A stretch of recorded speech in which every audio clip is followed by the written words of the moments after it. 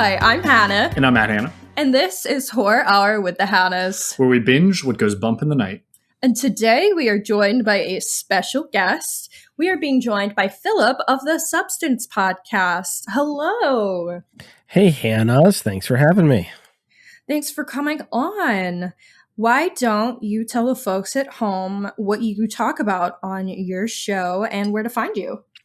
I'm Phillip Marinello. My show is The Substance, where we look at things for goodness, truth, and beauty. We are a variety show, but we're very cinematically inclined. We do a lot of substantive cinema episodes. Had folks on like Josh Larson from Film Spotting, Dan McCoy of the Flophouse, had several Letterboxd employees on, folks like that, and also actors, directors, critics, various things. We like talking about movies, why they stick with us, what they mean, and just looking for goodness out there in the world and art. And some of our guests that we've had on the show, like Movies in Us, I know that you have done episodes with them or been on their show before. So yeah, I love Sarah and Jen. I was going to say, I asked you earlier when this was coming out. I think close-ish when this comes out, we'll be getting ready to kick off. I'm featured a number of times on season 2 of The Sopranos for their TV and Us coming up here that we recorded a while back. Very fun. Very fun. I'm a big fan of that show. So. Yeah, so you gotta get listening. You gotta message them and be like, "Oh, hello." I watched it for the first time last year. So it's so great. I think they're doing something now in between season 1 and season 2. I forget what it is, but we recorded season 2 a while back. They are like, since they've got, this isn't like a long extended plug for them, but they're really getting on it, and it's cool to see. Yeah, I love Jen and Sarah. I'm going to be on their show soon to talk about Sentimental Value, my tied for favorite film of last year. So can't wait to see that one. Excited. I have so many 2025 movies I need to catch up on. There's so many good ones. It was a good year for film. It started off feeling shaky, but by the time it wrapped up, I was like, oh shit, my top 10 is so good. And I feel like I have a lot of movies I loved through my top like 20 something. Yeah, anytime I hear someone say 2025 was a bad year, I just want to smack and be like, you're just not paying attention. You're just not. Yes. And it's fine. If you only go see the big movies and you're like, oh, I only liked 1 or 2 of them, fine. But like, it was a phenomenal year for film. Completely. And we can plug our episode because we have our top 10 of the year episode, not horror movies. So if you want to go listen and see what we thought. And I had some weird picks. And in our horror Oscars, we talked about our top 10 horror. So you're getting there's a ton of great horror last year and a ton of great horror getting ready to come out this year. I mean, when you have a horror movie that actually got nominated for the most Oscars any movie's been nominated for. Yes. That's so crazy. Yes. That's the best. People say it's not a horror movie. Well, it has vampires in it. So checkmate. It's horror enough, bitch. The real question is, do we want it to win? Because after Everything Everywhere All at Once won, I feel like that movie disappeared. It really did. When a cool genre movie made by like a minority gets really well awarded, sometimes it disappears. So do we want it to? I think so, but I don't want it deserves a lot of the awards. Yeah. I don't know about Best Picture, but I think several of the other ones it deserves. I think it should win at least 4. I just want to make sure Ryan Coogler gets a blank check for whatever he wants to work on next. Pretty much he does. And he will. Yeah. The haters can all take a walk. Yeah. Well, since we are talking about horror on this podcast and a semi-horror movie today, Donnie Darko, a very we'll count it. genre-bending film, I would say. What are your favorite horror subgenres generally? So I thought about that for a long time. And it's my first answer, not trying to be too difficult. I don't know if you guys listen to Film Spotting much, but Josh Larson, one of the hosts of that longtime show out of Chicago, he wrote a book a little while all about horror.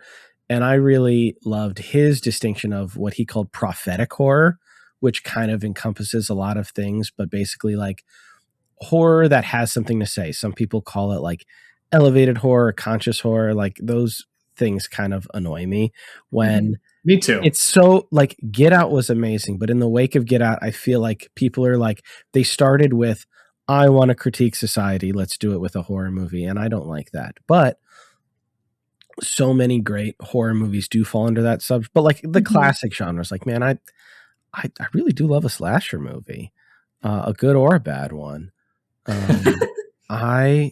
Horror is just so great. There's not too many that I don't like. Yeah, that's valid. But yeah, I love horror that is well made, that is saying something. And a lot more horror says stuff than audiences may realize, or wide audiences may realize. But yeah, no, horror's the best. And that is kind of why we like horror so much. I feel like it is such a great genre to make some sort of societal statement. And I agree with you about the elevated horror thing. And I've said this before, like all movies are elevated movies, right? All horror movies are elevated horror because everything is going to have politicalness behind it. Everything is going to have a statement to make, whether it's a good statement or not. I mean, well, you find out when you watch it. But I think just it almost diminishes other horror movies when people talk about, oh, I liked elevated horror. So. Yeah, and it's like some people just realized it, but it's like, look, like Night of the Living Dead, Texas Chainsaw, like Nightmare on Elm Street. A lot of these movies have, and not all of them, like I think Friday the 13th, they're like my least favorite franchise. Me too. That's just like sex and death, and that's fine.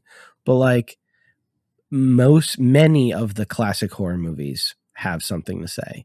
Yes, definitely. It's like some people just realized it when Get Out came out. Yeah. Yeah. What was the term that Film Spotting used? Prophetic horror. Okay, I like it. I'm going to have to start saying that. Prophetic instead of elevated? Well, I would never, if someone asked me my favorite horror subgenre, I'd never say elevated horror, but I have a nice term now. I like it. Well, the movie we're covering today has something to say, so let's get into it. We are talking about Donnie Darko, film written and directed by Richard Kelly in his directorial debut, starring Jake Gyllenhaal, Maggie Gyllenhaal, Jenna Malone, Drew Barrymore, Patrick Swayze, etc. And fun fact about the casting, it is Seth Rogen's first film role. Funny enough, while watching this, I haven't seen this in years, and I forgot he was in it, and I saw the back of his head, and I said, that's Seth Rogen. From the back of his head, I could tell it was him, and I was right. That man is so recognizable. If I ever get to interview him, I'm definitely going to be like, okay, from I like your boobs to now, like that's what a journey. I'm sure he'll give you a good laugh. It's a very perfect first Seth Rogen film line. He's ominous. Like he's a really smart, funny. He's a great writer, a really like hilarious player, but he can be creepy. Like, he was very menacing in this. He's such a talented dude. Hell yeah, Seth Rogen. Everyone's kind of menacing in this movie too. I don't know if there's anyone that's not. That's true. That is true. Didn't mention it, but this film did come out in 2001. It premiered at Sundance in January 2001, and then it was supposed to be getting its limited theatrical release in October. The issue totally normal time in America. October 2001. Yes. The issue with that is the film's advertising featured a crashing plane. And September 11th was a month before. So this movie didn't really get much advertising at all. So I'm just realizing that this was shot, written, and filmed pre 9/11. Yes. Which is very crazy to me because I do sometimes will talk about Hollywood and movies as like pre 9/11 and post 9/11 because I do think, at least in the horror genre, there is a big delineation at 9/11. Yeah. This feels like it should be a post 9/11 movie to me, and it's not technically, if that makes sense. This feels like it fits into that genre to me, but I guess that's kind of crazy. Elaborate why? I can't. It's a feel. It's just a vibe. I found that post 9/11, a lot of movies and horror movies were a lot meaner and darker. I think there is that genre of 2000 to 2010 where a lot of slashers and horror movies were just very mean. Nothing could have a good ending. You had to have something bad at the end. And I kind of feel Donnie Darko doesn't exactly fall into that, but it is a much meaner and darker feeling movie, which is why I would put it on the post 9/11 side, but it clearly wasn't. I think it is definitely a dark movie, but I don't know if I would call it mean. Yeah, maybe I don't think the ending is mean. I guess you're right. There is like some hopefulness to it. So maybe that's what delineates it and puts it before. But yeah, I think it's a really wonderful like transitional movie kind of in that scheme in the middle. of pre You're and right. post. Like, which makes sense that it comes out right on top of it. and Richard Kelly, yeah, he's such an interesting guy. I think this movie is kind of a perfect bridge because it's clearly, even though it's set in the 80s, like it is anticipating all of those things, like the kids, like people talk about nihilism and maybe perhaps a little bit, but I think it's more of like a uncertainty and fear of like the world we are inheriting, or like the world that millennials we're getting ready to step into, or like elder Gen Xers, like the Bush world. I think this movie hits on that quite a bit. And then his follow-up, which is not widely beloved, but I think Southland Tales is a crazy masterpiece. But yeah, no, it's dark, but I think Donnie Darko in a weird way is, if not hopeful, like it wants to be hopeful. Like wishes it is desiring that hopeful, not like I love some of those 2000 to 2010, like the mean, ugly, grimy slashers. Some of my friends just launched a podcast exactly looking at the 2000 and on horror movies, and those are fun. But yeah, those are ugly and mean. This one, I think, is looking at the broken world and going like, man, like I wish we could make it better. Mm-hmm. So it really is a prophetic movie then, considering, Kinda, 8 months later, like that. It's actually kind of nuts to think about. Maybe we'll start referring to the world as pre and post Donnie Darko instead of pre. Ooh, there you go. Yeah, Richard Kelly's only made 3 feature films. Get this guy some money. He is very interesting to me looking at what he's made, because I haven't seen Southland Tales, but I've heard great things. I haven't seen it either. I've seen the box. It's and incredible. I certainly have feelings about the box. I tried to watch the box last night. It's been on my watch list forever. And the box is basically like he wrote and generated Donnie Darko and Southland Tales, and the box is kind of him riffing on a old Twilight Zone type story. Yeah. But I do I don't imagine I'll like it as much as his originals, but I do need to see that.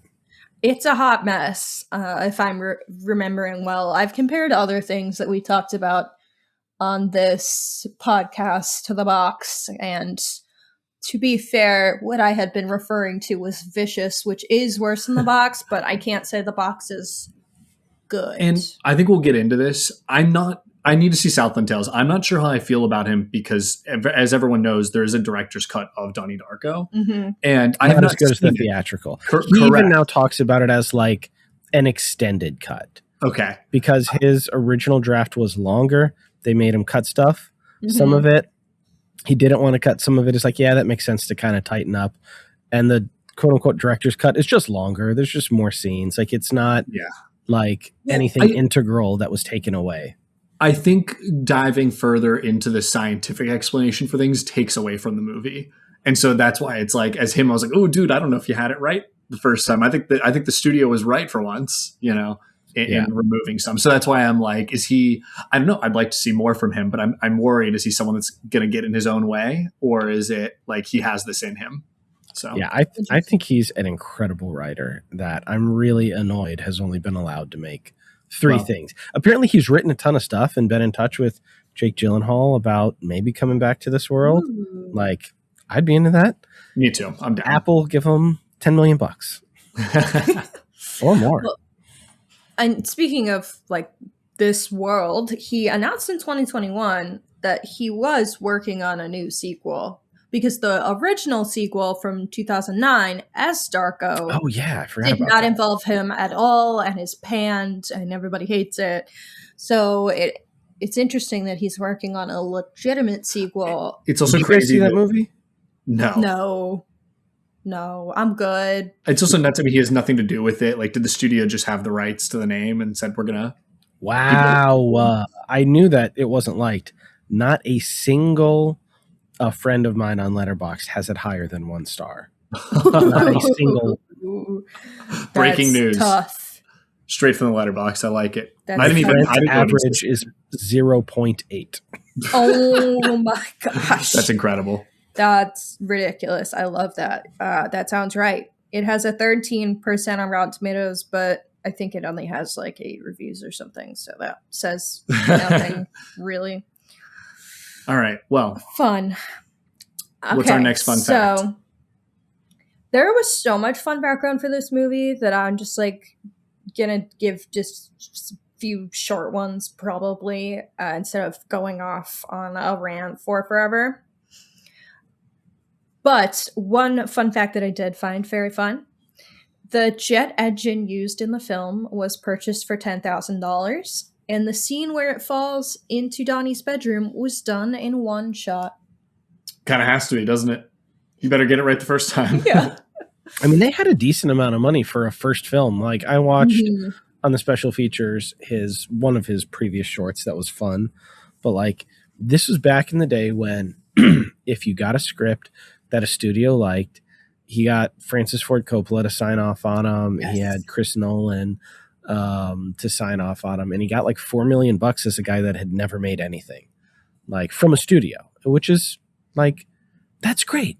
Yeah, we don't need a bunch of $200 million movies. We need like they get pumped out on Netflix and no one watches, and they don't get a theatrical release. Yeah, or like the big, like people always just trying to go for the big box office. We should have 10 million and under. Like, obviously there should be a vetting process. You shouldn't give that out to anybody, but like that's how we got this movie that every year people watch this on Halloween. It's a movie I haven't visited in a while. I don't know. Had you guys seen this before? Yes, we both had. Yeah, this is a movie that my friends and I were obsessed with in high school and a little bit in college. But like every time I revisit, I'm like, oh yeah, like there's something about this movie because it's so wholly Richard Kelly's vision. Like you can't get that through like a studio committee. Well, we don't really have mid-range budget movies anymore, and that's Exactly. a huge issue with the industry. And I think this is a great example of why we need to bring them back. I do hope the pendulum swings that way. Yeah, I think even there's low budget. Yeah, it's like micro budget or the Avengers. Micro budget or the Avengers. I think there's also too much of an obsession with the movies making money in the immediately. Yeah, and it's really awful the way that I think the media has actually kind of messed this up as well. The way they report to be like, oh, well, this movie made this much. They did it with Sinners. And they were like, yes, it made this much, but it's not making back its budget. And it's like, have you ever thought of maybe just like stop, like shut up? Like you don't need to, it doesn't matter. Like maybe movies aren't always meant to make money. Art, but then it went on to make hundreds of millions of dollars also. It did. Yeah, that was Variety is crazy for that. Other fun fact is he always knew he wanted Frank to be a bunny. And he said that the novel Watership Down was another inspiration for Frank and Frank's design. I've never read the novel or watched the movie, but we did talk about it recently. I really would like to watch the movie. Heartbreaking. Really, really great. Beautiful movie. I always just hear about it as one that parents get their kids like, oh, bunny movie. And then they put it on and kids have existential dread and nightmares. I mean, I do want to show my kids one day, but yeah, that's that's not when you accidentally show your kids. Yeah, that's always what people will say. Like, yeah, when I was growing up, my parents got this from Blockbuster, and then all of a sudden, like, my whole life changed. Yeah, I could see that. Because this is a Jake Gyllenhaal movie, obviously, on our socials, we asked, what's your favorite Jake Gyllenhaal movie? Favorite performance or movie? I said movie. Okay. So people did differentiate in some of the comments. Oh, good. So they were thinking like me. Yeah.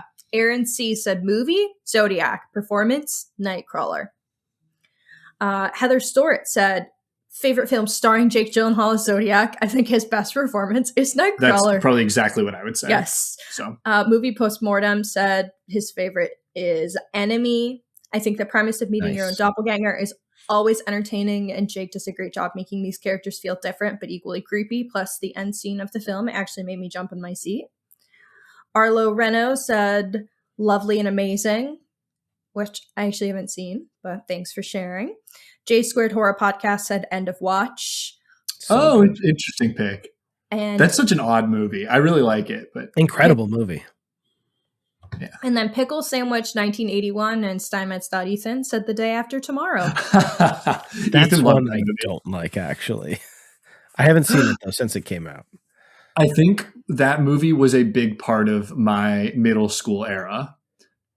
And I know Ethan and I watched that movie together on more than one occasion. So that's why he said, that's why I was giggling. Well, thanks for sharing, Ethan. He's so good. I think he's good in just about every, like, genuinely, I think Jake Gyllenhaal is one of our great actors. I agree. For whatever reason, he's underappreciated. Like, as long as once you have Nightcrawler under your belt, like, and I do think that movie's probably underappreciated by the masses, but like all of us film heads know, you know, like Nightcrawler. I mean, also I love Zodiac. Zodiac and Prisoners are probably my top 2 favorite films, but he's good in so many. I will say the 2 kind of ones that I don't feel like get talked about enough are Source Code, and I'll stick my neck out there for Demolition. I think it's I feel like Demolition is misunderstood, but I think Demolition is a phenomenal movie. Probably I think I need to put Source Code on again. I haven't seen that in years, and I feel like it actually is good. But in my head, I'm like, was it good? Because it was so long ago. So and they also don't make action movies anymore, hardly, other than like John Wick's or comic book movies. Ambulance slaps. I did also enjoy Ambulance. I actually didn't see that one. You watched it with me, I thought. I watched that alone. You watched that without me, bro. Oh, wow. It's so good. Or is it Ambulance? Yeah, exactly. That's how I refer to that movie. I heard he's really... is that the one?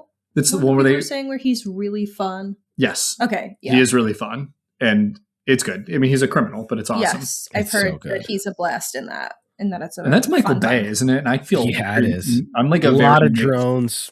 Yeah, that's the perfect Michael Bay type of movie. Like that's what he needs to be making. I don't want to call it slop because it's not slop, but it's like it's a very cocaine-y movie. Like they don't make those a whole lot now. But if he's going for that, like Transformers, kind of weird and out there. At least, and the first one's good, but like Michael Bay needs to be making over the top shit. Like, don't try to take a product and make it over the top. Start it over the top, which is why that's my point with Ambulance. Like, that is perfect for him instead of like trying to put his spin on an existing idea. No, exactly. Yeah, that's I'm losing my words, but we're doing our best. All right, you're fine. All right, so Donnie Darko, not a new movie, obviously. Matt and I had seen it before, and you said you've seen it. You and your friends were obsessed with it. Yeah, no, like when you first find it, it's one of those like Donnie Darko and Fight Club and all of those movies where you're like, oh, like movies can be about ideas. Yeah. I like that quote. I have a famous quote on this podcast where I said movies are about things happening. Yeah, so, that was real movies dumb. can be about ideas and about things happening. So great. You're so eloquent. Yeah, a friend texted us that after he said it and was like, wow, what a visionary your husband is. So Matt, do you remember your original thoughts on this? Was this only your second time seeing it? I think this was only my second time. Yeah. I remember liking it and then reading up a bunch on the director's cut and trying to like parse together what happened. I think I enjoyed it more this time than I did the first time I watched it. Mm-hmm. But I think the first time there's a lot of build up, at least the age we are. Everyone's like, oh my God, have you seen Donnie Darko? And it's kind of become a parody of itself a little bit in the zeitgeist is the way I would put it. Just because it's referenced so often. It's the same way Fight Club has been. So I think for me, I definitely saw it for the first time in high school or college. And I can't promise I paid attention very well. And I just remember being like, I think I liked it, but I don't know what the fuck happened. I don't know what's going on. Which is funny. Looking back, it's very straightforward. It's like one of those ones when you're a kid, it's like, oh, this is such a convoluted movie. And then it's so confusing. And then you watch it, you're like, oh no, like that makes sense. That was exactly my experience. Like when I first saw it, I was like, what is happening? This is kind of confusing. Like I get the theme sort of, but now I'm like, oh yeah, like that's not very confusing. Yeah. Exactly. I also think if you just, not that we've watched the director's cut, but if you read what is added to the director's cut, it's like, wow, bro, you've made that the most straightforward that it possibly could have been. I know, I understand everything now. And I do like that at least. I think it is more straightforward than people give it credit for, but I do like that there's at least some ambiguity in the theatrical version. Yeah, definitely. And that really, I feel like played well.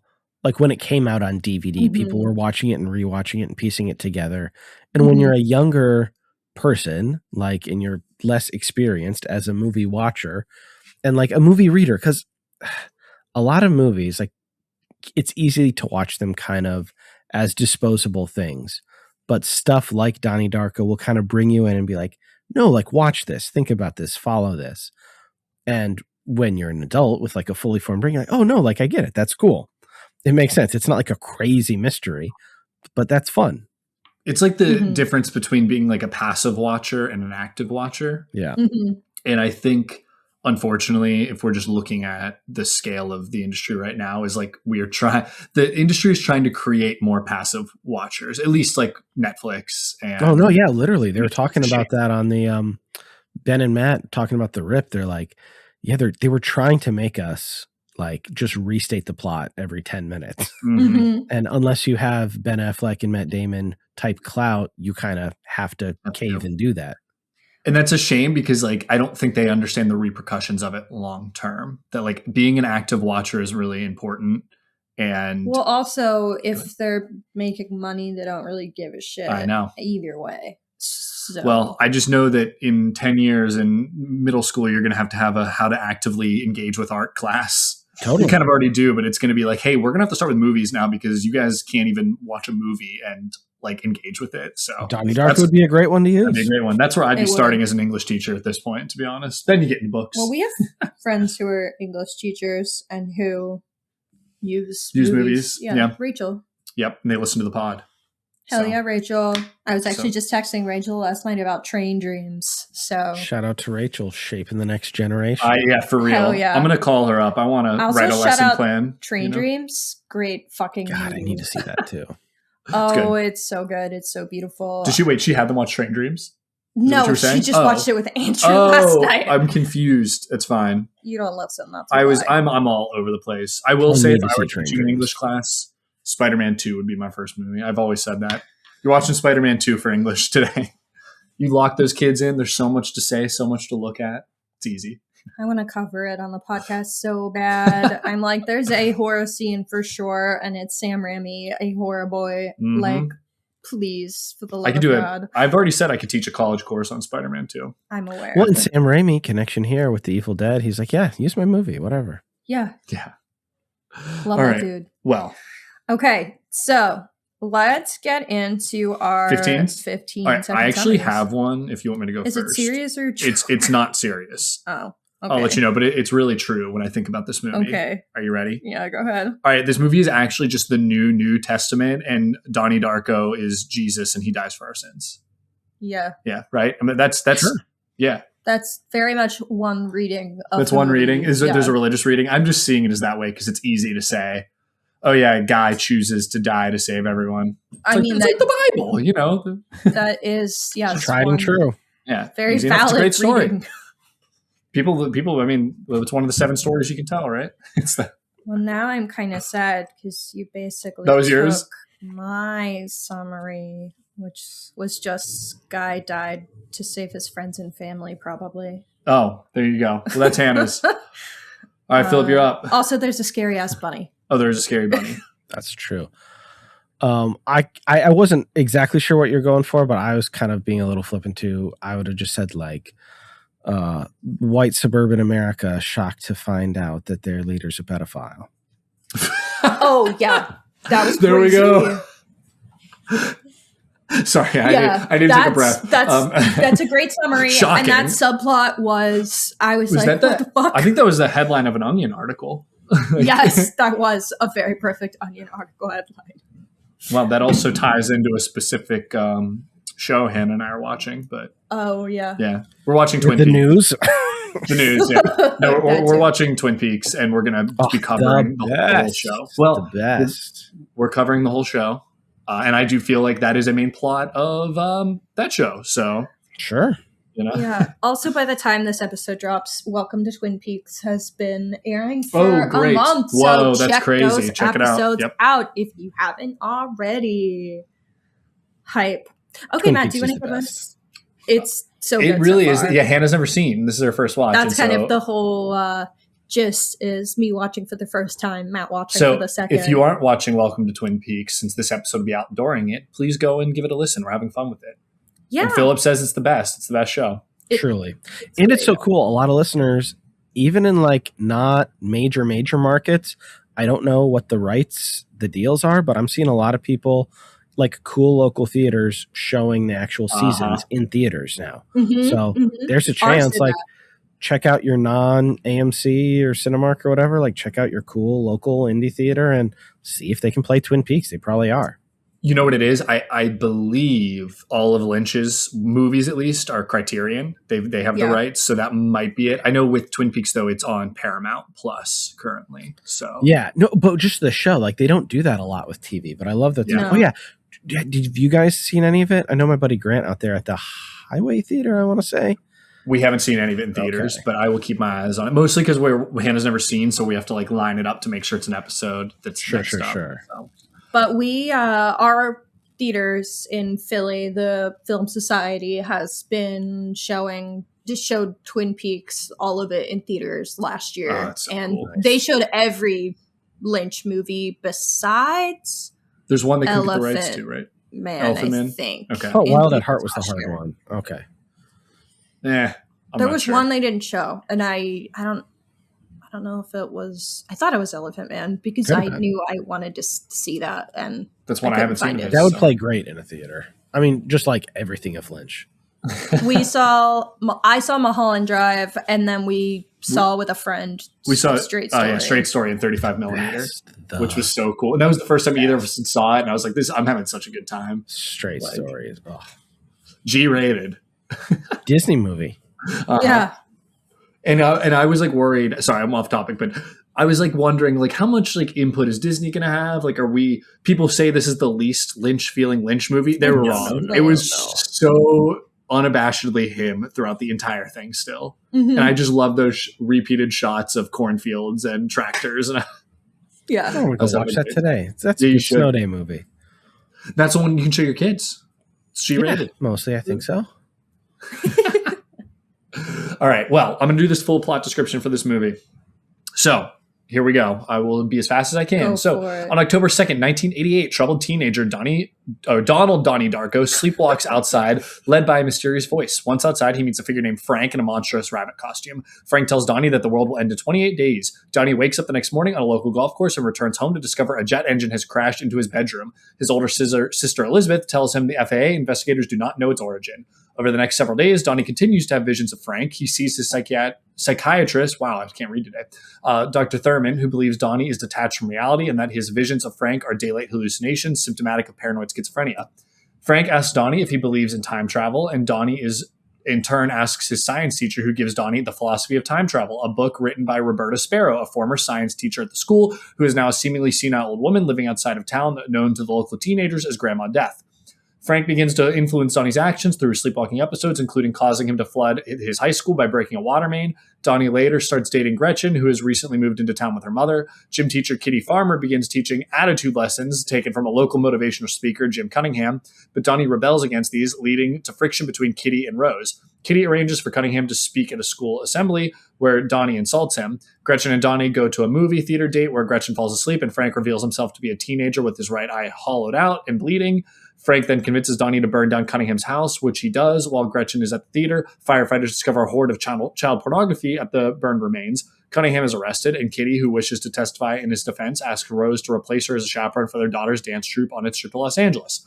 With Rose in Los Angeles and Eddie away for business, Donnie and Elizabeth hold a Halloween party. At the party, Gretchen arrives distraught as her mother has gone missing. When Donnie realizes that Frank's prophesized end of the world is only hours away, he takes Gretchen and two other friends to see Sparrow. Instead of Sparrow, they find two high school bullies, Seth and Ricky, who are trying to rob Sparrow's home. Donnie, Seth, and Ricky fight in the road in front of her house just as Sparrow returns home. The bullies and Donnie's two friends leave when an oncoming car runs over Gretchen, killing her.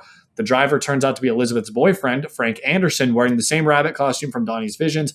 Angered and realizing what is happening, Donnie shoots Frank in the right eye and walks home carrying Gretchen's body. Donnie returns home in the morning as a vortex forms over his house. He borrows one of his parents' cars, loads Gretchen's body into it, and drives to a nearby ridge that overlooks the town. There, he watches as the plane carrying Rose and the dance troupe home from Los Angeles gets caught in the vortex, violently ripping off one of the engines and sending it back in time.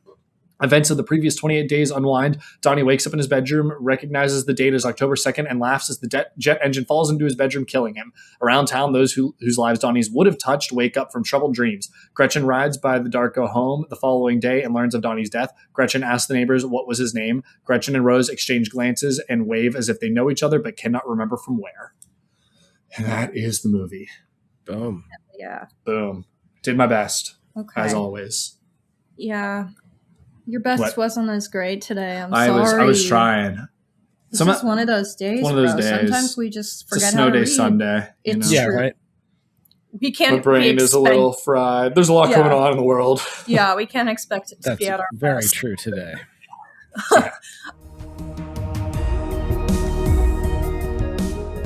This is Melvin, lead host of Cinematic Doctrine, a movie podcast. We talk about a lot on Cinematic Doctrine, like how Stranger Things Season 5 basically sucks. All these actors are given the worst material they've gotten from the entire run of the show. How some of our hosts have the hots for Mr. Cooper from Night of the Living Dead. I mean, he's still a baddie. He is. He's a baddie, But Cat? he's a baddie. You're saying he's a baddie? Not bad. And how the MCU is doing. I think it would be a miss if I didn't mention. That Pedro Pascal doesn't feel like Reed Richards at all. Yes. Search Cinematic Doctrine and listen to Cinematic Doctrine on your preferred podcast app of choice. Hey everybody, I'm Josh from Couch Critics, and if you love movies but you can't stand film snobbery, this is your show. Every week, Dave and I break down blockbusters, hidden gems, total train wrecks with our honest opinions, some sharp debates, but zero gatekeeping. We spotlight indie filmmakers, bring on special guests, and celebrate what makes movies matter, all while never yucking your yum. You can find us on Spotify, Apple Podcasts, YouTube, wherever you stream podcasts. Grab a seat, bring in your hot takes, and join the conversation. This is Couch Critics, a real talk podcast. Okay, so let's jump into our full discussion of the film. What do we like about this movie? What is there not to like? You know what? Pick one specific I'm going to pick one thing very first. specific thing. Maybe I didn't realize, but maybe the greatest needle drop I've heard in a movie, and that's I'm being hyperbolic, but that Familiar Faces, whatever Mad that. What is the World? name? Mad World. I can never remember the name of that song. I think that song is such a meme, and then in this, I was like, I love this shit. Like it is so funny. so it's incredible. Great. Great needle drop. I think in general, this movie has a great soundtrack. It has great music throughout. Yeah, top to bottom, it's a great music movie. And It's I so forgot good. that song was good because in my head, all I could ever think of was "All around me are familiar Well, that is the faces." words. I know, yeah, but that's the song. I just feel like people would just play that over like all kinds of bullshit reels and Yeah, It's overdone a lot, but I do feel like this is kind of the quintessential use of it.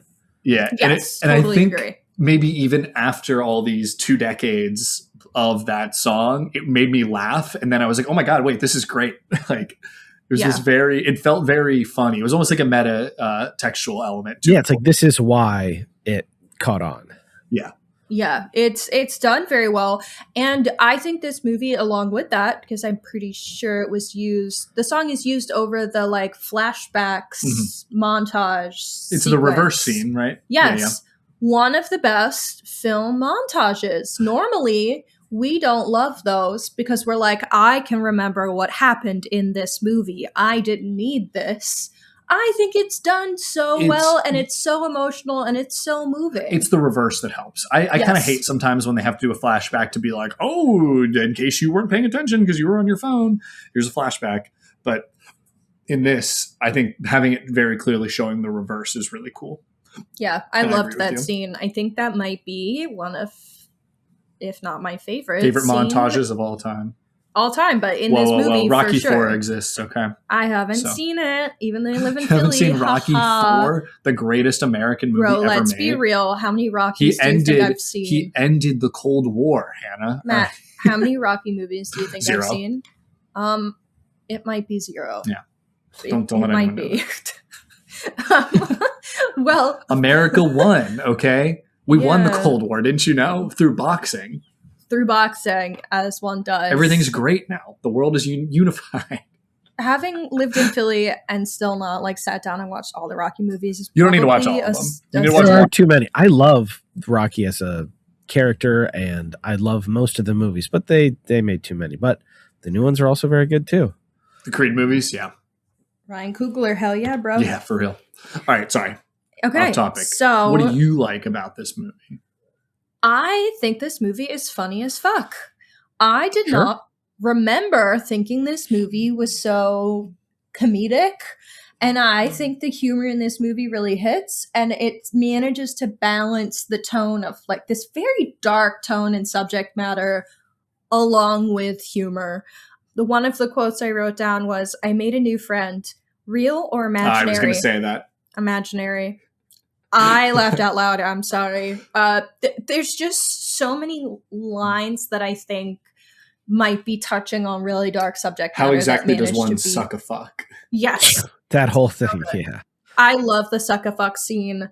I'm voting for Dukakis is the very first line of the movie.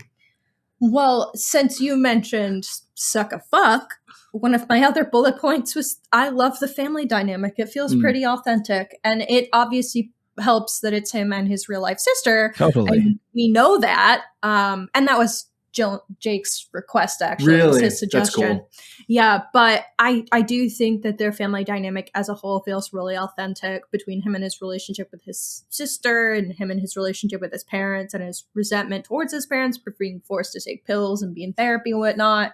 But then you can also see that his parents do very much love and care for him, and they want him to be doing better and be his best. I felt like all those dynamics felt really authentic to me, and I really appreciated it. Phillip, what are you thinking? What I do you mean, think? Strengths? I think the angst is fun.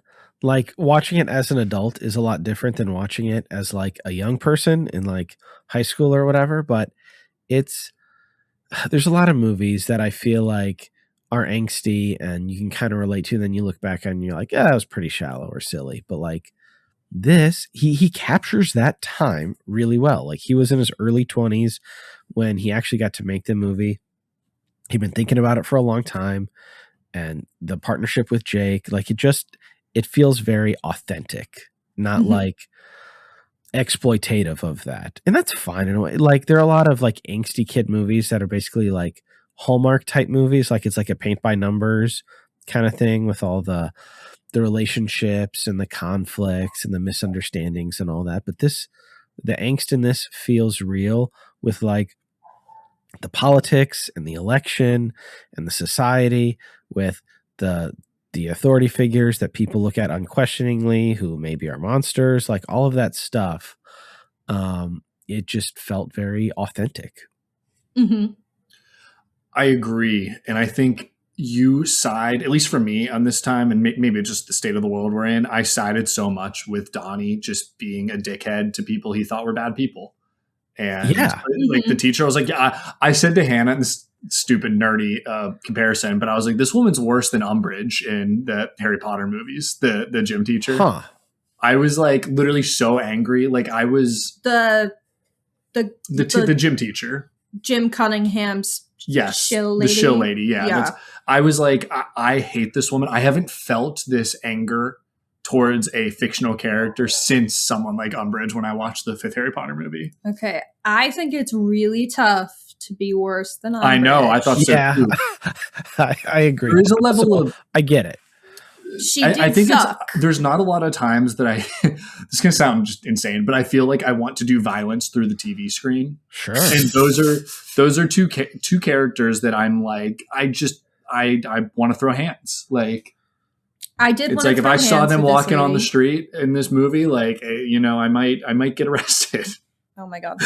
No, but I do agree. Like, I do think that when he is reactive to things in his life and his world, I think that those feel like pretty real, authentic, valid responses to those Totally. external triggers. Like, this feels like a real person with a real moral backbone and real opinions of the way the world should be functioning. And it's about standing up to like authority as well. People are just taking, this is too relevant, but just taking service value. Oh, well, you should just listen to what people tell you because they're your teacher or they're in charge. And he's like, no, I'm not going to do that. I'm this angsty teenager, but I'm right. Well, and I love the scene where he stands up in the assembly where Jim Cunningham's there because he's like, yeah, man, I am scared about the world, but like, you're full of crap. Yeah. Like, you're evil. It inspires me. It's like, it's funny. It's like, let me be more like Donnie Darko in my everyday life and just stand up to bullshit. But yeah, again, I feel like just given the state of the world and what day we're doing this, I'm feeling more sensitive. Well, yeah, and again, and the movie does it in a grounded way. Like, obviously with time travel and potential superpowers and all that, like, it is heightened, but it is anchored. Yeah. And maybe it's real feelings that we can all feel. And that's like what really pulls us in. Yeah. So. And I think he has like such valid fears too. Like he has this fear of being alone and dying alone. And then he has this old woman whisper to him, every living creature on earth dies alone. And then ultimately he dies alone, but for other people. But he's done it for other people. So but he's found the peace in that. Yeah. He's found the peace. He's gotten in that. over the fear. Yes. And I think all of that is so beautiful and so valid. Like we all have our fears of dying, whether it's dying alone and what comes next, etc. Everything about this just feels so human. I have to come back to this being pre 9/11 that is so insane because I think that is such a feeling of the time. And I guess everything was a powder keg in 9/11, at least if you had eyes and were paying attention. Totally. Like, and I mean, I was born in 96, so I was in kindergarten when 9/11 happened. So like looking back, oh, wow. Yeah, we were both born in 96. But like, so we've only really lived a post 9/11 life where it just feels that everything has been insane since then. I wonder what you guys are going to think of Southland Tales then. That'll be interesting. I will report back. Do you know anything about it? No. Is it? I feel like a specific trailer because there are a few. The trailer for the new Arrow re-release is a phenomenal trailer just to kind of give you some breadcrumbs because it's a very convoluted movie. The way people think about Donnie Darko, like you can definitely follow it, but it's a lot more sprawling in pieces. But it's very much a post 9/11 movie. Okay, but it's also. I mean, I don't want to set too high. I don't want to set expectations. I'll send you guys the trailer and let me know what you think. Okay. We're covering that soon on my show. No, I like that. By the time this is out, almost certainly. My friends from the aforementioned, the grungy post 2000s horror podcast. It's called Laurie Strode Trap House. My friends, I love that. It's my favorite named podcast now, but check out free plug for Laurie Strode Trap House. The hosts Kev and Anna Gould will be on my show talking Southland Tales. All right. I want to steal exciting. that name. That's amazing. That's so good. That's going to be my next time we do, what's it called? Not Quizzo. Trivia. Laurie Strode's Trap House. That's going to be the team name. That is there you go. Incredible. Love that for them. We'll definitely check out that episode though. Either way, what my point coming back though is it's like, I don't know how things felt at the time because we've only lived a post 9/11 world really, but this has given me the indicator that it was like clear that things were not as they seemed. It wasn't all cheery thing. It was a powder keg and then it was. So clearly our director here was seeing something. And I guess you're right. Young man seeing the Bush era presidency could, I guess, understand what was about to go down. And it's just like kind of insane. I don't know. Yeah. It's prophetic. And we've lived in that world ever since. Yeah. But, and it's like looking forward to being like, this is scary. Everything's going to explode, but like, we have to be at peace with it. And then boom, like it's just insanity ever since. So. Well, and there is a direct quote in the movie, destruction is a form of creation. Mm-hmm. Yeah. Gotta blow it up a little bit to rebuild. Yes. Yeah. Unfortunately, I don't know. The rebuilding hasn't really begun as much as I would have liked it to. But in the wise words of I Saw the TV Glow, there's still time. Yep. Totally. I got to go back to that anytime I start doom spiraling. Yeah. what a beautiful, beautiful movie. We just got the record of the album. Oh yeah, I saw you guys post that. It's so good. It's really good. So good. I love that movie soundtrack. It's one of my I favorites. need to get that Arrow Blu-ray of that movie. Yeah, we'll probably shoot or not that Arrow, movie. the A24. I need to Yeah, get the A24. I only have one of those A24 editions, like the nice ones.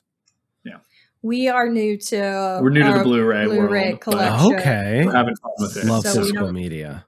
We don't have too many. We have a lot of records, and then we were like, why don't we have Blu-ray? Well, like, to be honest, when Netflix was posturing to buy Warner Brothers, I panicked and was like, it's time. Yep. I, growing up, had a balls to the walls amount of DVDs and Blu-rays and stuff. Antiquated and then, now. Yeah, Matt was like, no. That's the way of the future. Just DVD overflow back here. Yeah, I like all of it. Yeah, Matt made I got rid of her some of her 22-year-old Hannah get rid of all her DVDs because we didn't have room didn't for it in the know, apartment, right? and Hindsight. that's antiquated. And guess who was right, bitch? We don't have a DVD player. We only have a Blu-ray player. But we could very easily have a DVD player. Sure, That's besides the point. Anyway, one moment I did want to comment on, and I don't know if this is a universal experience, but we have surround sound. Oh, and yeah. This was nuts. we put the movie on and we are like, why is there no surround sound? Like we have the settings correctly. Why is nothing coming out of the speakers behind us? And when the October 2nd title card comes up and we hear, wake up, I've been watching you, yada, yada, from Frank, that was our first moment of surround sound. And it was only surround. And it was only surround, and all of his dreams where he's talking to Frank were all surround sound, and it was incredible. I have never been more excited for a moment of surround sound in my life. And I'm guessing it was it was literally like wake up in our ears behind us. And that's it was cool. Freaky. Especially because to see this in a theater. Yeah. I missed it. My theater plays it. Like my favorite theater here in KC plays it every now and then. And I just haven't got to see it yet. Well, I would recommend, and it was what threw us off is usually music and stuff will play through the surround, and none of the songs were there. So I was like, oh, this must just be a busted, stereo copy, whatever. And or no, it's just like an old. I love that. It was because they were waiting to hit us with a wake up. And like rent it or get the Arrow Blu-ray. We rented it on. I don't know where. I don't know. It. We bought it from something. No, it might have been through. It wasn't. No. Yeah, it wasn't through the special server because he only had the director's cut. Oh, yeah. I don't know where we watched it, but wherever the hell we watched it, I was like, this is the sickest design for my surround sound ever. That's cool. So shout out. If we could figure out where we watched it, I can I think it was put Amazon. that in the episode description or something. I'm not. Matt won't remember. I'm not going to let's be advertise for real. Amazon. That's valid. That's fair. Fuck Amazon. They're part of the problem. Get it on Blu-ray. I'm sure the surround sound will work on there. You probably get 5.1 or 7.1, whatever it is. So cool. Any other major complimentary things that we want to throw out there before we talk about things we don't like?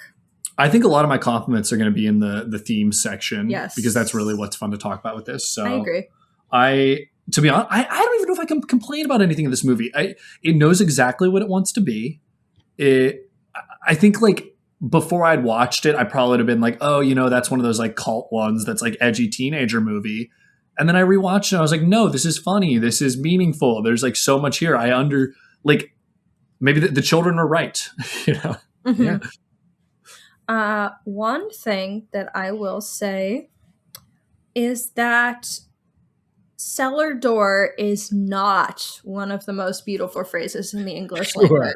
That is my criticism of the film is whoever the fuck came up with that, whether that's from this movie or outside of this movie. No, dog, that's not correct. I'm gonna have to fight you on that. I wrote that under hot takes and I was like, there's no way that's a hot take. That I brushed up against. That's odd, but plot point, I guess. Yeah, that's my biggest complaint. I don't really find fault in this movie. I think it's a great movie. I think it's very good. And like I said, it knows it's not like there's a mistake or something, or there's something I dislike. It's just all it of knows what what it's it wants doing to is be. intentional. So the only thing I don't like, I think the changes for the director's cut are silly and kind of take away from what the movie is. But that's not what we got anyway. So clearly the right movie came out. yes. So Do you have anything about this film that rubs you the wrong way? Yeah. Grinds your gears? No, not really. I mean, the only thing that kind of bums me out is that whenever I watch it or think about it, that we just don't have more. Not necessarily. I would love if Richard Kelly had a strong idea that made sense now and brought Jake back, but just like the fact that Richard Kelly, all three of his movies seem to be a little bit misunderstood on initial release and then gained followings, and he's hasn't been allowed to make smaller budget stuff. Apparently he's got a ton of stuff written, like in the chamber, ready to go. I hope we get more of them. Let's start a GoFundMe. Honestly, all the horror creators just need a couple $1,000,000. That shouldn't be like, that's how they made that Veronica Mars movie. Need a small loan of $1 million. Yeah. Before we get into what this movie meant to us, what the purpose is, do we have any favorite scenes? I know I already kind of touched on mine. I think that montage rocks. I love the family dinner scene right in the beginning, the suck-a-fuck scene. I just loved how like genuine that felt to sibling experience. I think you're naming a lot of good ones. I really enjoyed the scene in the movie theater when they're That's alone. what I was going to say too. Yeah. And he's talking to Frank and he's like, why are you wearing the mask? And he takes it off. And there's that's probably one of the scarier scenes, but like Definitely. You can't look away either. It's a really cool mix of like existential dread and unknowing and like a weird sense of peace. Also, this movie does a lot of things and I don't think they're on accident, but it's just not at all. Really impressive what they were able to make me feel. Mm-hmm. And just on a base level, I love scenes in movies that take place in movie theaters in general. And it's Evil Dead. You a Babylon fan? So I will say, for whatever, I think I will be. I just haven't seen it yet. I've got a bunch of 3-hour movies that are on my list to watch one day when I have the time. I like bringing this movie up because I heard everyone complain about it and I watched it and it looks like a blast. What word did I use? I was like, I'm such a shill for this. I was just like, I am a sucker for movies about movies. It looks like such a fun time, but no, I have 2 young kids and there's so many long movies. Like Beau's Afraid, I'm not sure what I'm going to think of that. I think I will generally like it, but yeah, I got a bunch of 2.5 to 3 hour movies that are on my list to watch one day, and that is one of them. I'd love to catch Babylon in a theater because of the spectacle. Yes. And I mean, I'd be interested to see what you think because a lot of people don't like it. But I think for me, I just anything about making movies, anything about the magic of cinema in Hollywood, it's just going to work for me. So, yeah. But that movie, there's a lot of good scenes in theaters. So if that's what you like, you'll like the movie. All right. For my likes, I forgot to say, I kind of touched on it. The bunny design, incredible, scary, creepy, perfect. Everyone always remembers the bunny. Unsettling, iconic. memorable. Yeah, iconic. All right. How many Frank tattoos are out there, do we think? Ooh, that's a great... I guarantee that 90% of people with a Frank tattoo do not understand the movie. What do you want to bet? I don't know. Maybe. I'm being mean. I feel like they watch it and just be like, cool looking bunny. I'll give you at least 30 to 40. Looks hard, you know? I'll give you at least 30 to 40% on. 30, that sounds fair. Yeah. Right. 90 feels 90 is high. Because I could see like it's like getting a Fight Club tattoo. Who would have that would know what's up. You know? Sure. Okay. What's this movie's purpose? What's this movie mean? What's it doing? Themes. I think Phillip said it great earlier. It's about like staring down the barrel of the unknown. And you have to kind of just grit your teeth and move towards it. You know, it's like it's scary and that's okay. We're all going to be scared of it, but we're heading that way either way. And like hold on to your family, hold on to your friends, hold on to the people you care about, and I don't know, protect your community. Kind of is like what I see. It's because that's all you can do. I do think it's very much like about the value of building connections in your family, your friends, your community, doing right by those people in your community at the best that you can, being there for them, and stand for what you believe in. Yeah. Like, I guess if you have belief and community to stand on, you can face anything. And like ultimately he does sacrifice himself for those people. Like him escaping death has led to adverse consequences in the lives of people around him, and to save them he has to die, but he does it to protect those people, and that's so beautiful. It really is. Jesus. Yeah, it Donnie is Darko, very much Jesus. a religious metaphor in some ways. But. Yeah. Phil, what are you thinking? No, I mean, I completely agree, particularly with the who knows what the world's going to look like 2 months from now, genuinely, when this comes out. But yeah, like, exactly what you said. Take care of your community, try to have like clear eyes, and yeah, like I've heard some people read this as like not at all like pro self-harm or suicide, but could be detrimental with kids who are hopeless and who are dealing with stuff like that. And I can see that in a way, but I don't see Donnie as like a suicidal character or like romanticizing that at all. But like, yeah, like in like talked about like the Christ figure or Harry Potter we've brought up, like sometimes like in order to like sometimes our service will require that. And I don't think that the movie's exactly doing that, but yeah, it is a little bit because he is Donnie Darko's kind of a superhero name. They call that out too, like the sacrifice like motif in popular fiction, and like looking at the political landscape now, like sometimes that is our role to play, but not that we want to seek it out or anything.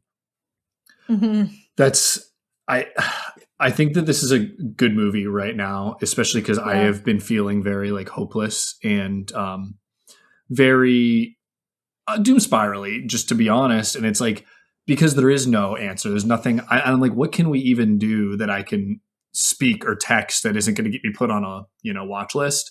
And it's like, all you can do is protect the people around you, protect your community, like engage with your community, and like do what you can to help your fellow man. And I think that that's like kind of what my lesson of Donnie Darko is to some degree. Like, he's out there. I don't think you need to sacrifice yourself for it, but Donnie did a selfless thing to protect his community and the people around him. And even up until the point of dying, he was doing that. He was standing on his morals. He was burning down the house of child predators and scam artists. Like, and I don't know, I guess it's something that can maybe pull me out of this despair a little bit of like, this is all we can do. Yeah, I think it's very interesting. Like, this movie does have this very like, I don't like it, like this very melancholic tone. Like, it's not quite depressing, but it doesn't have a happy tone. Like, it definitely has a darker tone. That's the idea of the unknown, right? But it ends with such a hopeful note. Like, sometimes life is shit, but we have to find the light at the end of the tunnel to keep pushing forward. And I think this movie gets that and reflects that in its tone. And it gives really you well. A real answer. And that is about the community, right? So it's like, you're not just pushing for a light at the end of the tunnel that you don't know what it is. It's like, you are pushing to help the people around you. And I think it's beautiful. And it's like really cool to go back and look at this and glean so much from it. So yeah. I don't know. I mean, what other themes have we got? Obviously, this movie's about some sci-fi shit also, but it's like, I just don't think it's that important. No, I think we nailed it. Okay. Yeah, I mean, I can read what the Wikipedia page for the director's cut. Yeah, why not? Let's see what he physically, like, the plot means. What the text means. Yes, I just don't give a shit about the text because the subtext is so good. The subtext is very, and very also good. very clear, I would say. At least maybe not to me as a high schooler, but to me as an adult. Yeah. Well, to be fair, retrospective reviews of the director's cut, like we mentioned, have been negative, but originally people were into it. From the Wikipedia page, much of the film takes place in an unstable tangent universe that is physically connected to the primary universe by a wormhole, the entrance to which is the vortex scene at the end of the film, and which is an exact duplicate of the primary universe, which in this case is done by what the fuck? Sorry. Okay. Yep. So even the Wikipedia page is confusing me. Okay. So it takes place in the tangent universe that's connected to the primary universe. And except for the extra metal object known as an artifact, which in this case is the jet engine. If the artifact is not sent back to the primary universe by the designated living receiver, in this case, which is Donnie, within 28 days, the primary universe will be destroyed upon the collapse of the tangent universe into a black hole. To aid in this task, the living receiver, again, this Donnie, is too much. See, this is too much. is given superhuman abilities such as foresight, physical strength, and elemental powers, but at the cost of troubling visions and paranoia, which he does have, while the manipulated living, all of those who live around the receiver, support him in unnatural ways, encouraging him to return the artifact. The manipulated dead, those of which who will die in the tangent universe, like Frank or Gretchen, are more aware than the manipulated living, having the ability to travel through time and will set an insurance trap in a scenario which leaves the receiver no choice but to save the primary. Yeah. All right. Nope. Yeah, I'm out. Exactly. So that's why, like, Richard Kelly now, when he talks about it and people call it the director's cut to me, he's like, like I wouldn't really call it that. He's like, this is not my definitive vision. This is just like, there are more scenes that explain the movie more. Yeah. It's just funny. Like, we don't need all of that. We don't need all that terminology. We got to, all like, of that without the terminology. Yeah. No, and it definitely hurts it. Like, if you watch that, it doesn't become the hit it did with all the rewatches. Like, it's almost got 3 million logs on Letterboxd. Mm-hmm. Like, that doesn't happen if it spells everything out. I agree. Yeah. It's all, the mystery really pulls you in. Mm-hmm. So, all right. Well, I think we've hit it on themes then. I think it's actually, like you said, it's not that out there once you actively think about it and like watch it. So. Yeah. I just think, when you have like a child's brain, which we did when everyone watched this the first time. When your prefrontal cortex isn't developed and or you don't pay attention very well, it's going to be confusing. You probably won't get it. It is spooky rabbit movie. But yeah, I think when you're like actively attentive and have a fully developed brain you can get I all think of in that college I watched this. I was like, what does this mean? And now your brain wasn't formed yet. I know, as a man. It takes me until 25, right? Yeah. I stand by that. I do not think my brain was fully developed. I think it's still developing. I'm doing my best to slow it down with copious amounts of drinking. I'm kidding. No, Matthew. That's a joke. That's a joke. It's a joke. Nobody. All right. Good movie. Yeah, good movie. Matt, what's your biggest hot take from the film? The biggest hot take? You've not been prepping for this. I've never prepped for hot takes. So, tell me yours. This is the best ever use of Mad World in a film. Yeah. I mean, maybe that's not a hot take, but I love it. My other hot take, and this is not a fully formed thought, all I wrote down was sometimes I doubt your commitment to sparkle motion. And I think... Yeah, everybody loves that one. And I think where that hot take was going was that is a top... I don't think that's the best line in the movie, but it's definitely a top 3. No, the best one is I'm voting for Dukakis. The opening line. That might be a hot take. It does make me laugh. All right, my hot take, I said it earlier, is that the gym teacher is more hateable than Umbridge. That is a hot take. Yeah, and I'll say that's spicy. I'm not with you on that, well, but I get why you hate her because I too hate her. She's terrible, and she's also that's Dwight's date, the babysitter date in the dinner party episode. Yes, the best episode of television. No, not of television, of The Office. Yes, so I'd say it's the best episode. The dinner party episode is like high tier. A great episode television. Of TV. Yeah, imagine. She is terrible, though. What I will give you is, like, she is a pedophile defender. Yeah. So there is something to be said I think about Umbridge your was, point. too. You know what? Right? True. I don't know. Totally unrelatable to current events. Yeah. I'm going to throw Stuff up. out here. Okay, do you have any hot takes, Phil? I mean, what I read, I don't know how hot of a take this is, and we kind of touched on it earlier, is Seth Rogen should play the villain more. Definitely. That's a great take, because he really doesn't. He's a very charming leading man and a doofus or a smart guy, but he should be a bad guy more. Mm-hmm. I just want him in more stuff, and I feel like I felt this way anyway, but then when I watched The Fabelmans, I loved him in that. So good.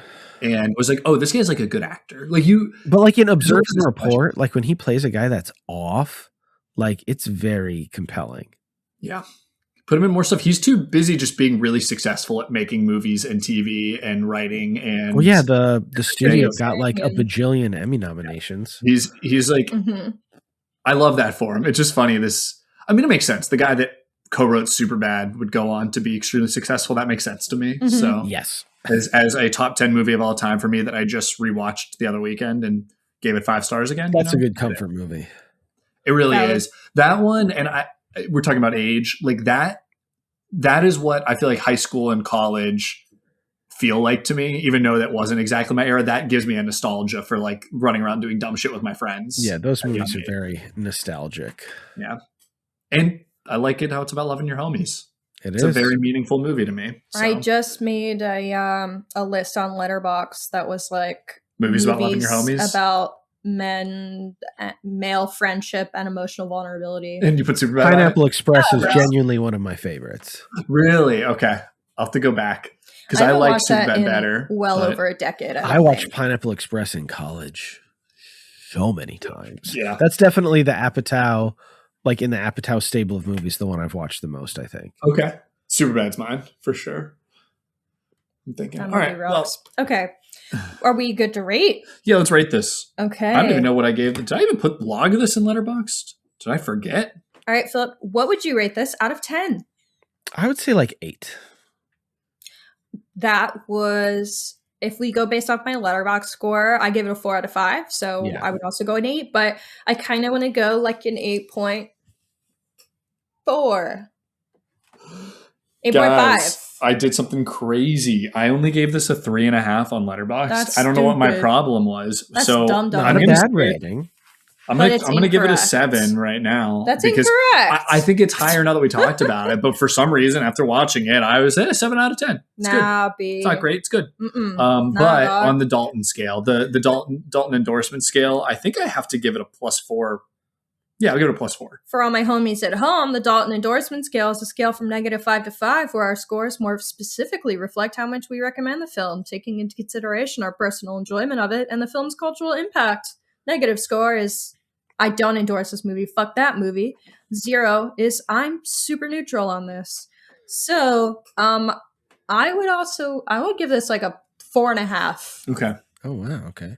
Yeah, I would say 4 as well, unlike the recommend. Because, I mean, you got to kind of you have to at least have maybe some connection to it or something. I don't know. Like, it's not like, oh, this is the best movie of all time or whatever, but I think that it's very strong. And if you like let the movie lead you, you can kind of get back into kind of that vibe while you watch it. I really do think, and like you make a good point, like you have to engage. Yeah. But It's like I 3.5 or 4. Like, I think because if this is you're a hard willing- movie, because you can't watch this movie on your phone and get it. agree. Yeah, no. I think if you're like willing to engage, plus the fact that this is like a culturally significant film, like maybe we don't talk about it constantly, but yeah, that's because it came out in 2001. Like there's a reason we are talking about it now in 2026.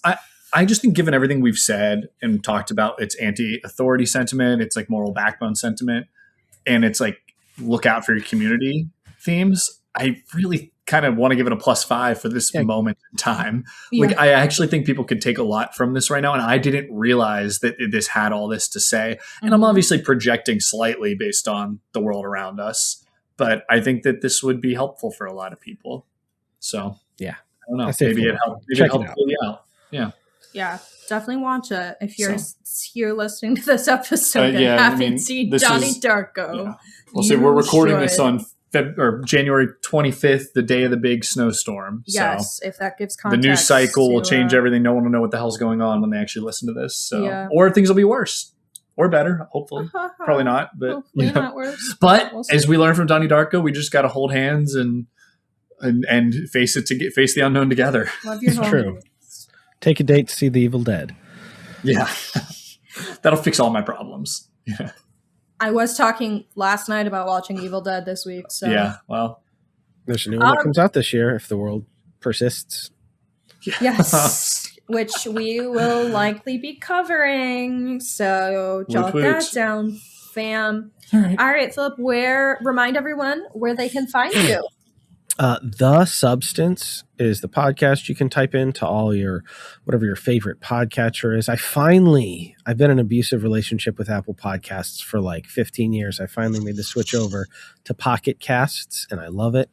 So plug for that a little bit. But yeah, The Substance, and we're at The Substance Pod on the various social medias that we're on. I personally am Phillip Marinello, 1 L in Phillip, on Letterboxd. And like I said at the top, I'm guesting a ton this year. I was really, really pleased to be on Rewind and Revive covering Malpertwee, doing more stuff with Radiance. And check out my feeds for the various things I'm on. All right, I'm going to have to go. I haven't followed you on Letterboxd yet, so I'm going to have to go do that please, I'll do that too. For folks at home, if you haven't followed Matt and I on Letterboxd, mine is... It's a name I've been using since I was 13, so don't judge me. It's Hannah 3. And I think mine's just Matt Hannah 17, so... Yep. Cool. All right. Thank you, everyone, for giving a listen to this episode, and thank you, Phillip, for joining us. Yeah, thanks for having me. Well, I think that about wraps it up. So I've been Matt Hannah. I'm Hannah. This was Horror Hour with the Hannahs. Stay tuned and stay scared. Sheriff, we got a lot to talk about. Welcome to Twin Peaks. I'm your Twin Peaks veteran, Special Agent Matt Hannah. And I'm your first-time viewer, Sheriff Hannah. And each week, we're visiting David Lynch and Mark Frost's Twin Peaks on our new show, Welcome to Twin Peaks, a Twin Peaks rewatch podcast. Entering the town of Twin Peaks. We're talking dreams, damn fine coffee. A damn fine cup of coffee. Back we're talking mysteries. And asking the important questions like, who really killed Laura Palmer? Are the owls what they seem? And why does this town feel like a nightmare you don't want to wake up from? It is happening again. Whether you're a longtime Twin Peaks resident or stepping into the Black Lodge for the very first time, Welcome to Twin Peaks is your guide through the woods. What kind of fantastic trees have you got growing around here? New episodes every week wherever you get podcasts. And be sure to follow our socials at Welcome to Twin Peaks Podcast for schedules and opportunities to call and write into the show. I'm gonna turn it upside down! The mysteries are dense and the secrets are dark. Stick around for a sneak peek of our very first episode of Welcome to Twin Peaks.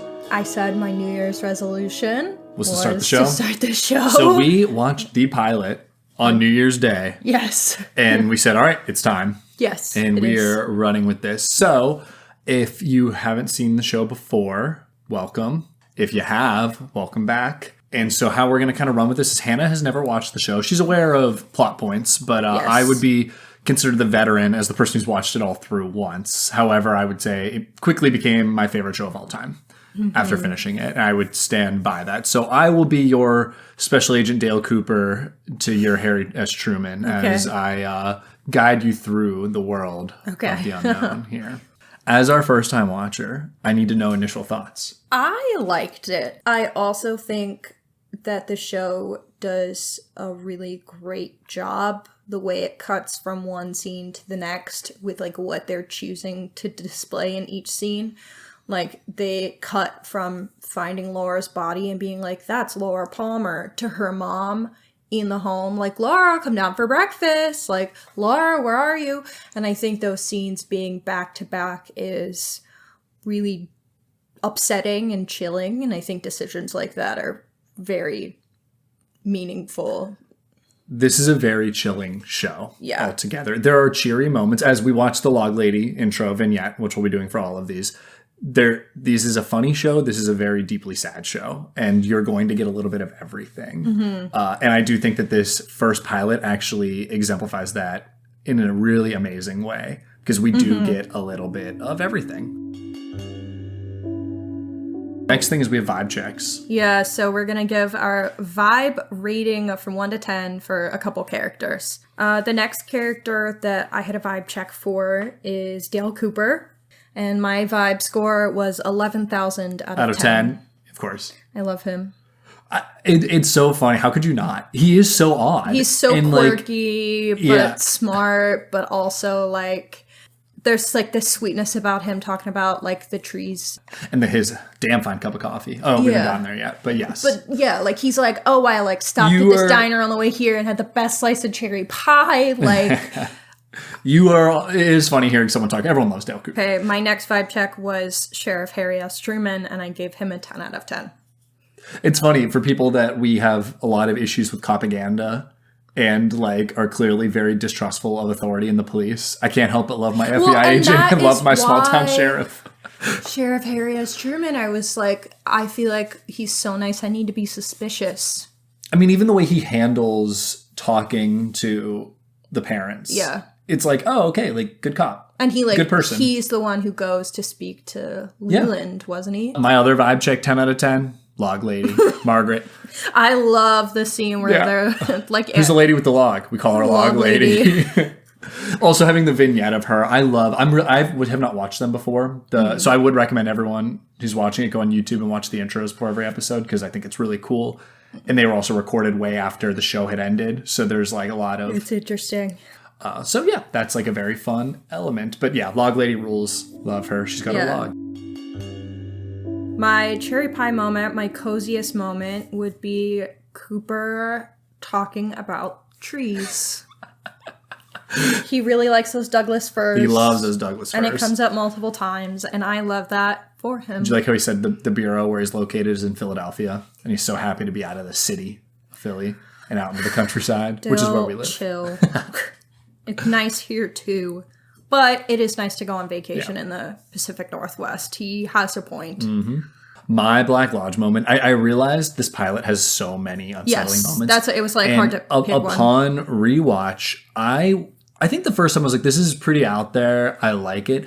I was really moved by the entire lead up to Cooper showing up, which is like even like the first 30 minutes. Mm-hmm. More than usual, like I found myself like kind of choked up during everyone's reaction to finding out that this like 17-year-old child was found wrapped in plastic dead on the beach. Like of Pete out there, Jack Nance, finding her. And I think the moment when Donna realizes and she peeks over and sees that Laura's not there, the police are there, and just starts sobbing. That is and they're playing the Angelo score, the Laura Palmer theme, which is the most beautiful piece of music ever written. I was a little hungover, and I was like, think I was already kind of drained emotionally from New Year's Eve and everything. I was really choked up. Like I was like trying to hold back tears, and I was like, and I think the first time I found it awkward, and this time I was like, damn, like this is such a good way to show this actual feeling. Yeah.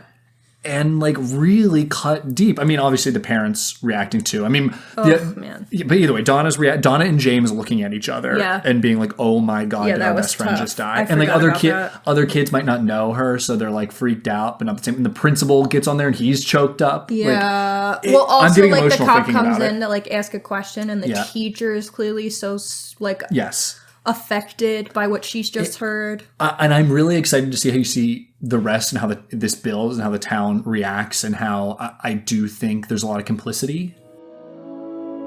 This has been a sneak peek of our new podcast, Welcome to Twin Peaks. Please follow along wherever you find podcasts, and we'll see you in Twin Peaks with a fresh cup of coffee.